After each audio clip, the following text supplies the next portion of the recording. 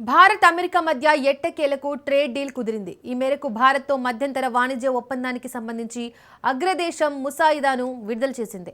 భారత ఉత్పత్తులపై సుంకాన్ని 50% నుంచి 18% తగ్గించినట్లుగా వైట్ హౌస్ ప్రకటించింది. రష్యా నుంచి చమురు కొనుగోళ్లను నిలిపివేసేందుకు భారత్ అంగీకరించిందని అమెరికా పేర్కొంది. తమ దేశం నుంచి భారీగా ఇంధనం, గ్యాస్ను భారత్ దిగుమతి చేసుకోనుందని వెల్లడించింది. అమెరికా నుంచి $500 బిలియన్ విలువైన దిగుమతులకు భారత్ అంగీకరించిందని పేర్కొంది.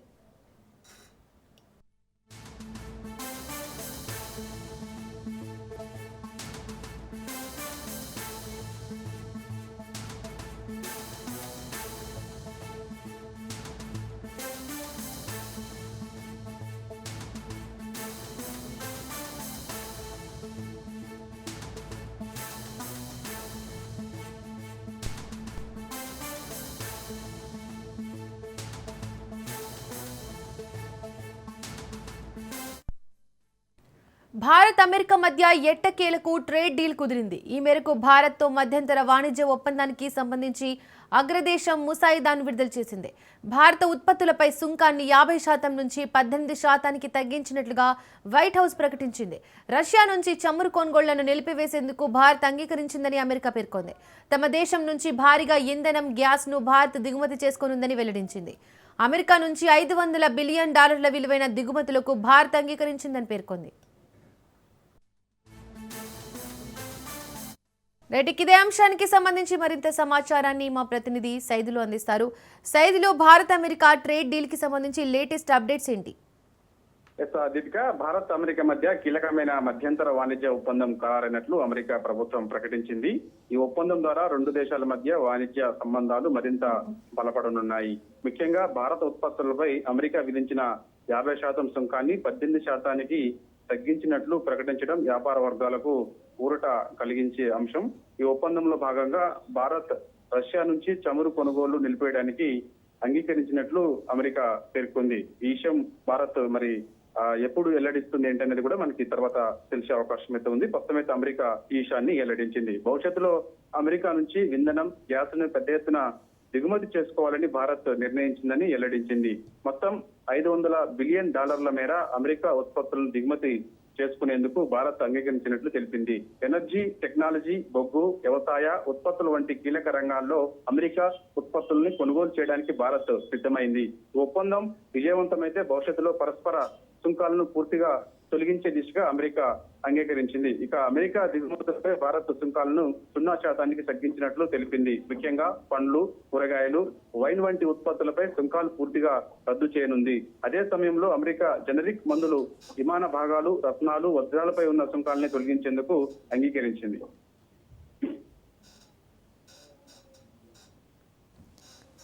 Saidulu, right Saidulu, thank you.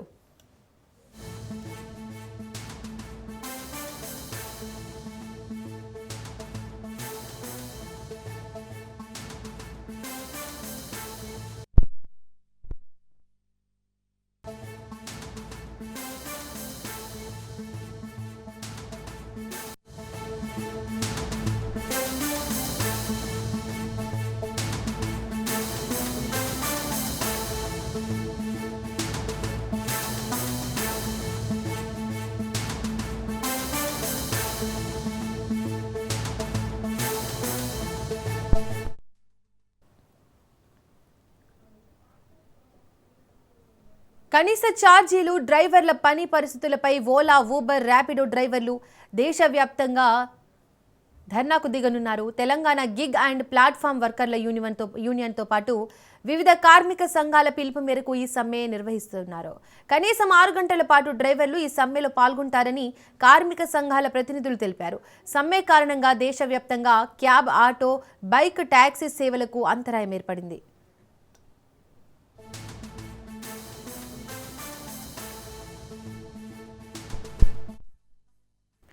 కనీస ఛార్జీలు, డ్రైవర్ల పని పరిస్థితులపై ఓలా, ఊబర్, ర్యాపిడో డ్రైవర్లు దేశవ్యాప్తంగా సమ్మెకు దిగనున్నారు. ఇక దీనికి సంబంధించి మరింత సమాచారాన్ని మా ప్రతినిధి ప్రవీణ్ అందిస్తారు. ప్రవీణ్, అయితే ఓలా, ఊబర్, ర్యాపిడో వంటి యాప్ ఆధారిత క్యాబ్ సేవల డ్రైవర్లు నేటి నుంచి దేశవ్యాప్తంగా సమ్మె ప్రారంభించనున్నారు. కనీస బేస్ ఫేర్ నిర్ణయించడంలో పాటు కిలోమీటర్ ఛార్జీలను పెంచాలని డ్రైవర్లు ప్రధానంగా డిమాండ్ చేస్తున్నారు. ఇంధన ధరలు కూడా రోజు రోజుకు పెరుగుతున్నప్పటికీ యాప్ కంపెనీలు ఛార్జీలు పెంచకపోవడం పట్ల తీవ్ర నష్టాలు ఎదురవుతున్నాయంటూ కూడా డ్రైవర్లు చెప్తున్నారు. అయితే వాహనదారుల నిర్వహణ ఖర్చులు, రుణ వాయిదాలు, ఇన్సూరెన్స్, మరమ్మతులు వ్యయాలు పెరిగినా తక్కువ ఆదాయంతో జీవనం సాగించడం కష్టమైందంటూ కూడా డ్రైవర్లు ఆవేదన వ్యక్తం చేస్తున్నారు. అయితే మొత్తంగా చూసుకుంటే కనుక ప్రతి రైడ్స్ పైన యాప్ కంపెనీలు అజాస్తిగా కమిషన్లు వసూలు చేస్తున్నాయని, దీనివల్ల చేతికి వచ్చే ఆదాయం గణనీయంగా తగ్గిపోయిందంటూ కూడా ఆరోపిస్తున్నారు.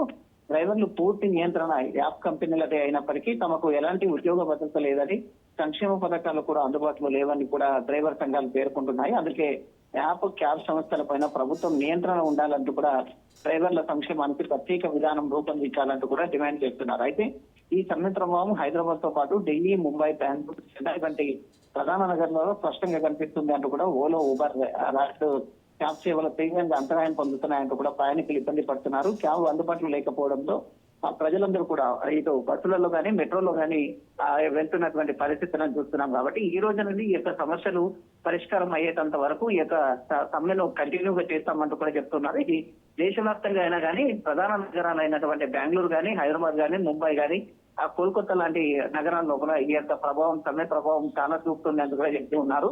తమ కనీస ఛార్జీలు పెంచే వరకు ఈ యొక్క సమ్మెను విరమించేది లేదంటూ కూడా ఇప్పటికే డ్రైవర్లు చెప్తున్నారు. ఈ నేపథ్యం చూస్తుంటే కనుక ఇటు ఆఫీస్ కు వెళ్లే వాళ్ళు కానీ, ఇటు స్టూడెంట్స్ కానీ ఓలో, ఊబర్, ర్యాపిడో సేవలు అంతరాయం కలిగినందుకు ఇబ్బందులు ఎదుర్కోవాల్సి వస్తుందంటూ కూడా వాపోతున్నటువంటి. Right Praveen, thank you.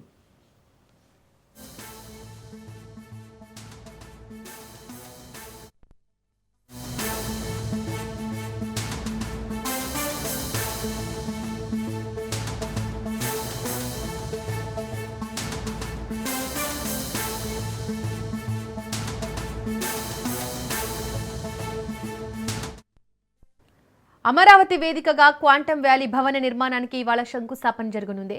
కేంద్ర మంత్రి జితేంద్ర సింగ్ తో కలిసి సీఎం చంద్రబాబు ఉద్దండ రాయునిపాలెంలో భూమి పూజ చేయనున్నారు. ఈ ఏడాది చివరికల్లా భవనాన్ని అందుబాటులోకి తీసుకొచ్చే అవకాశం ఉంది. దేశంలోనే తొలి 133 క్యూబిక్ క్వాంటమ్ కంప్యూటర్లను అమరావతికి తీసుకొచ్చేందుకు ఐబీఎం, టీసీఎస్, ఎల్&టీ సంస్థలు కీలకంగా వ్యవహరిస్తాయని ప్రభుత్వం తెలిపింది.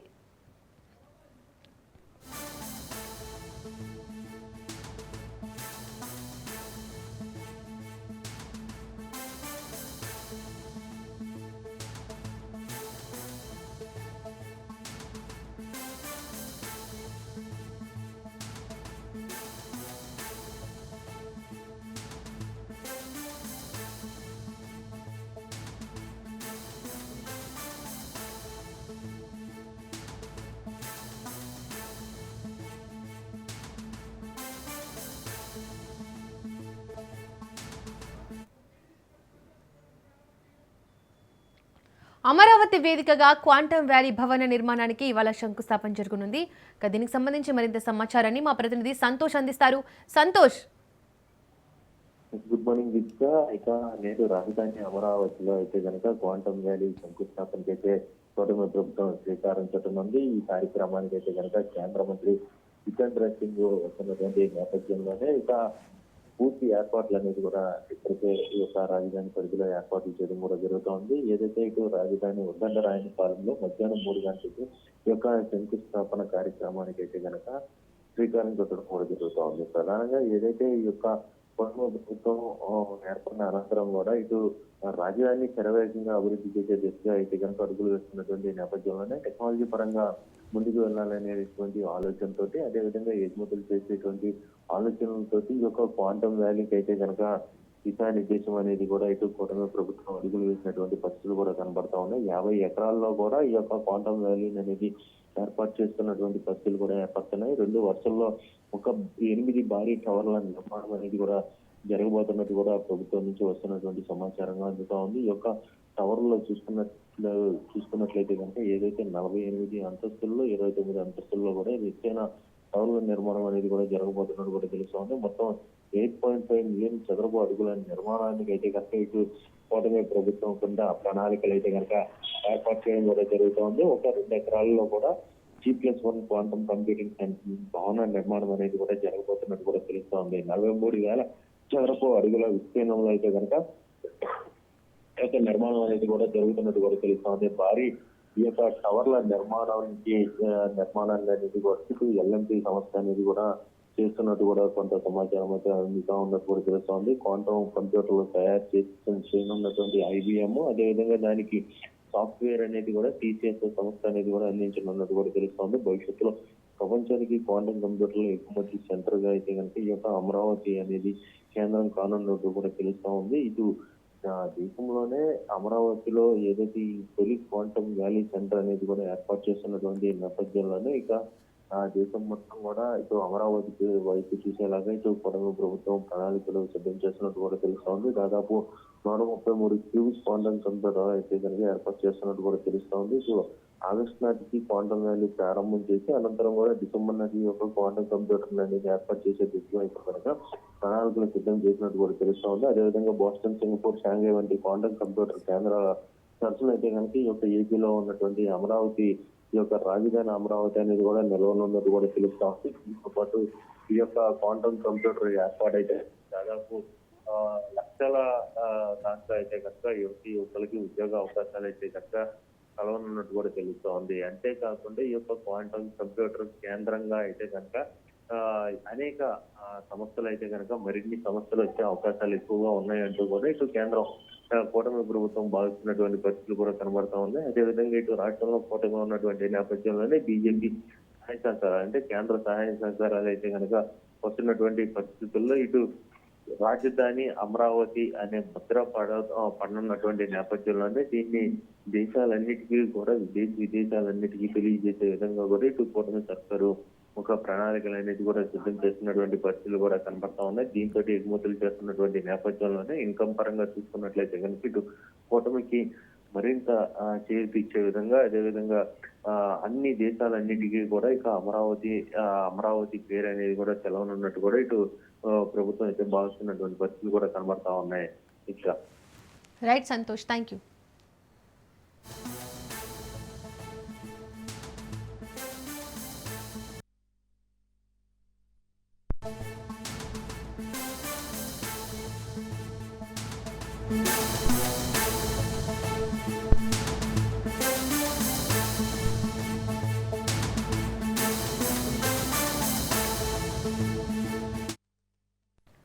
నేడు వికారాబాద్ జిల్లా పరిగి నియోజకవర్గంలో సీఎం రేవంత్ రెడ్డి పర్యటించనున్నారు. పరిగి మండలంలోని నారాయణపూర్లో ప్రజాపాలన ప్రగతి బాట బహిరంగ సభలో పాల్గొననున్నారు. అనంతరం స్వయం సహాయక సంఘాల మహిళలకు ఇందిరా మహిళా శక్తి చెక్కులను అందజేయనున్నారు సీఎం రేవంత్ రెడ్డి.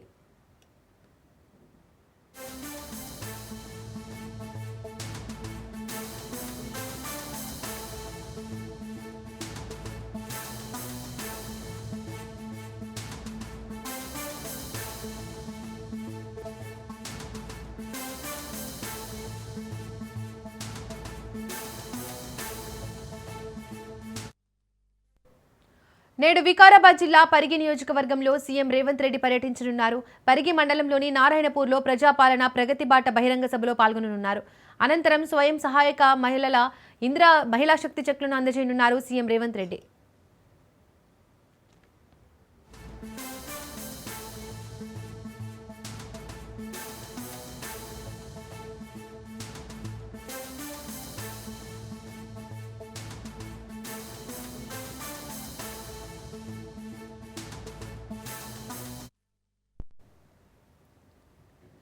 నేడు వికారాబాద్ జిల్లా పరిగి నియోజకవర్గంలో సీఎం రేవంత్ రెడ్డి పర్యటించనున్నారు.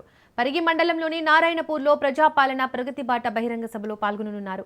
అనంతరం స్వయం సహాయక సంఘాల మహిళలకు ఇందిరా మహిళా శక్తి చెక్కులను అందజేయనున్నారు సీఎం రేవంత్ రెడ్డి.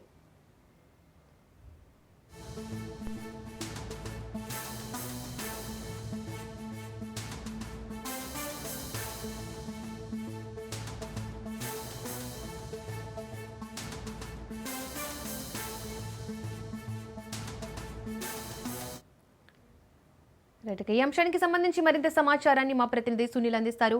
సునీల్, నేడు వికారాబాద్ జిల్లా పరిగి నియోజకవర్గంలో సీఎం రేవంత్ రెడ్డి పర్యటించనున్నారు.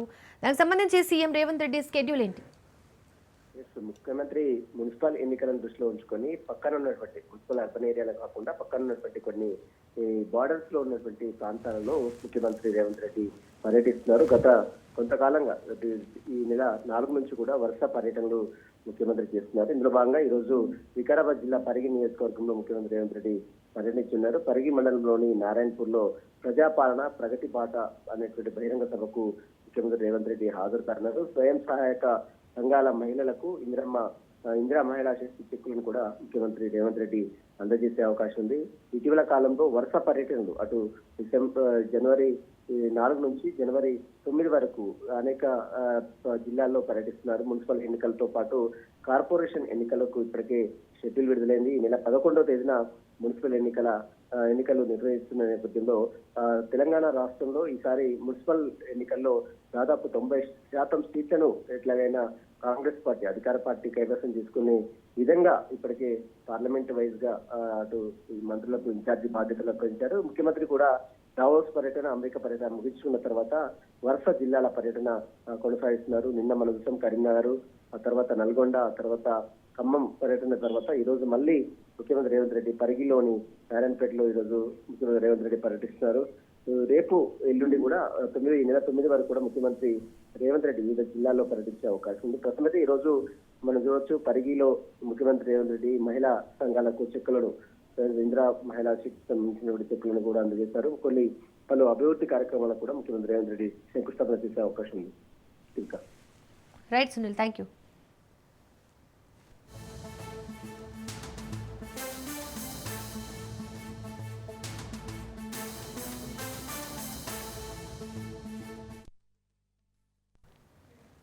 కామారెడ్డి జిల్లాలో బీఆర్ఎస్ వర్కింగ్ ప్రెసిడెంట్ కేటీఆర్ పర్యటించనున్నారు. మున్సిపల్ ఎన్నికల నేపథ్యంలో బాన్సువాడ, బిచ్కుంద, ఎల్లారెడ్డి పట్టణాల్లో బీఆర్ఎస్ అభ్యర్థులకు మద్దతుగా ప్రచారం చేయనున్నారు. మధ్యాహ్నం జిల్లాకు చేరుకోనున్న కేటీఆర్ ర్యాలీలు, కార్నర్ మీటింగ్లలో పాల్గొననున్నారు. మున్సిపల్ ఎన్నికల్లో బీఆర్ఎస్ గెలిపే లక్ష్యంగా గత 10 ఏళ్ల హయాంలో జరిగిన అభివృద్ధిని, కాంగ్రెస్ పాలనలో జరుగుతున్న అవినీతిని వివరిస్తూ ఓటర్లను అభ్యర్థించనున్నారు.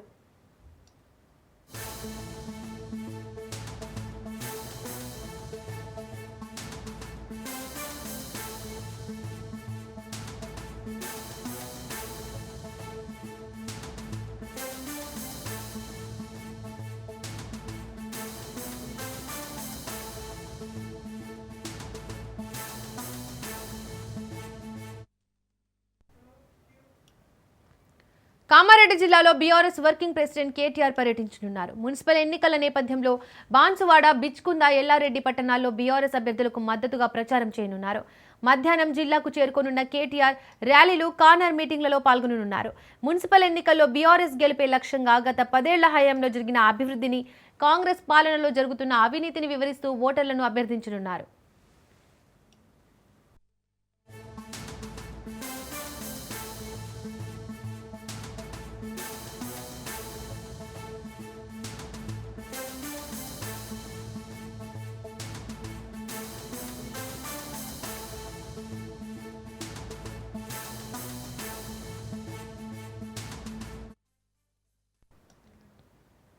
మున్సిపల్ ఎన్నికల ప్రచారంలో భాగంగా మహారాష్ట్ర ముఖ్యమంత్రి దేవేంద్ర ఫడ్నవీస్ సిర్పూర్ కాగజ్ నగర్కు రానున్నారు. సిర్పూర్ కాగజ్ నగర్తో పాటు మంచిర్యాల జిల్లాలో బహిరంగ సభ, రోడ్ షో కార్యక్రమాలలో పాల్గొనున్నారు. మధ్యాహ్నం 1 గంటకు సిర్పూర్కు ఫడ్నవీస్ చేరుకొని ఆ తర్వాత ఎస్పీఎం గ్రౌండ్స్లో ఏర్పాటు చేసిన బహిరంగ సభలో ప్రసంగించనున్నారు. బహిరంగ సభ అనంతరం సిర్పూర్ కాగజ్ నగర్లోని లక్ష్మీనారాయణ మందిర్ నుంచి ప్రారంభించే రోడ్ షో గుండా మంచిర్యాల పట్టణంలోని ఐబీ చౌరస్తా వద్ద ముగియనుందని బీజేపీ పార్టీ వర్గాలు తెలిపాయి.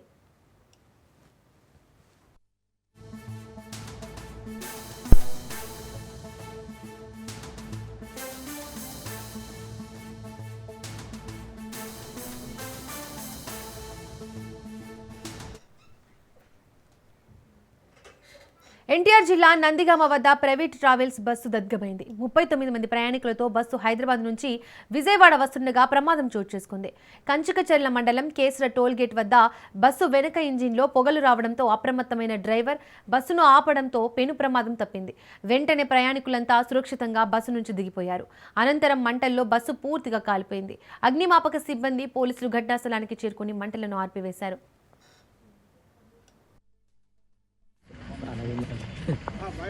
పెద్ద భోగినే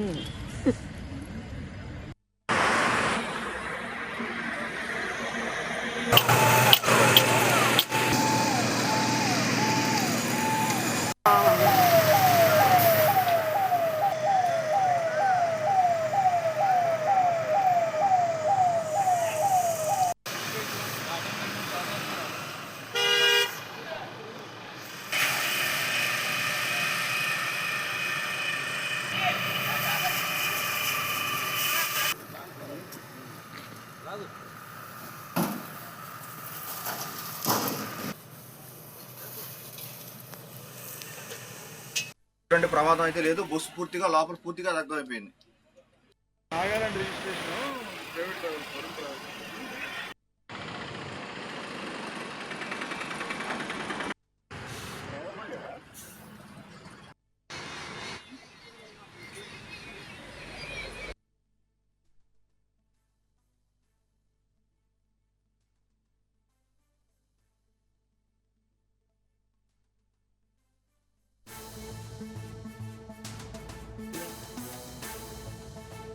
బుక్కేసాడమ్మా పెద్ద బోగినే.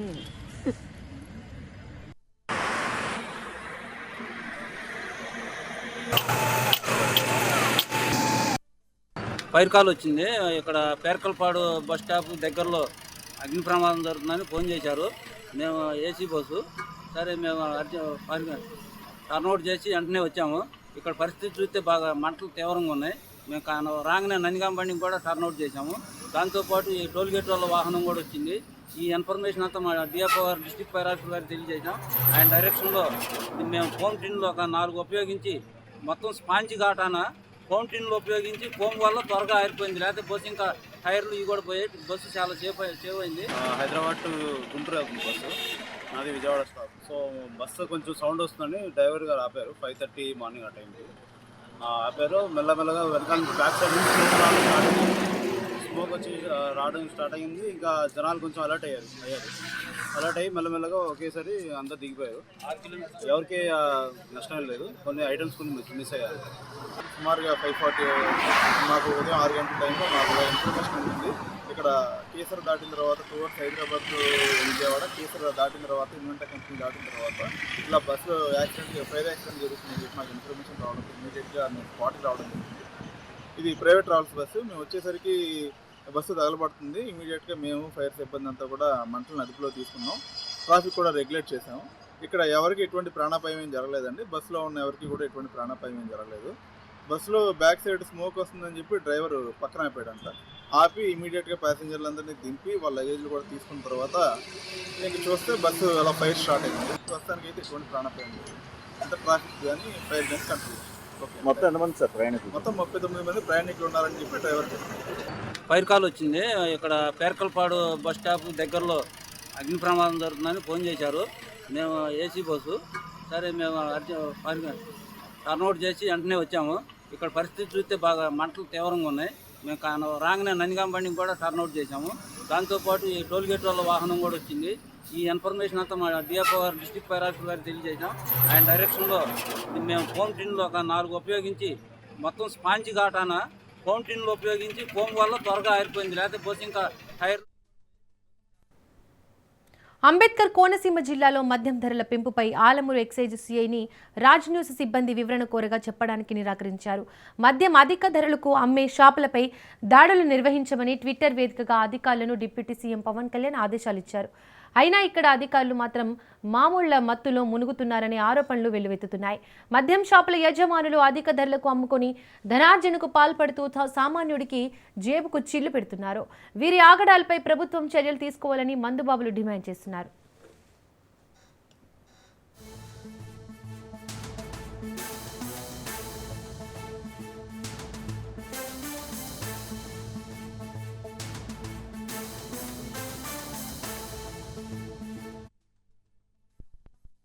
ఎనభై బ్యాంక్ షాప్ వాళ్ళు అండి 20 రూపాయలు అరగంగా పండగ పేరు చెప్తే 20 రూపాయలు పెంచేయారండి. మా కూలి పని 500 రూపాయలు చేద్దాం, 250 రూపాయలు ఇక్కడ కొట్టి పెడితే మా ఇంటికి ఏం పట్టుకెళ్తామండి. ఎనభై బ్యాంక్ షాప్ వాళ్ళు అండి